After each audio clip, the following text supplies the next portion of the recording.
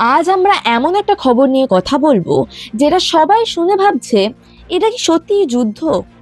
America আর ভেনেজুয়েলার মধ্যে ঠিক কি ঘটছে? আর হঠাৎ মার্কিন সেনা, যুদ্ধ বিমান আর প্রেসিডেন্ট মাদুরোর খবর সব জায়গায় কেন? এই ভিডিওতে আমরা খুব সহজভাবে ধাপে ধাপে বুঝে নেব যে কি কি ঘটেছে, কেন ঘটেছে, বিশ্ব কি বলছে আর ভবিষ্যতে কি কি হতে পারে। জানুয়ারি 2026-এর শুরুতে আমেরিকা ভেনেজুয়েলায় একটি বড় সামরিক অভিযান চালায়। এই অভিযানের নাম দেওয়া হয় অপারেশন অ্যাবসলিউট রিজলভ।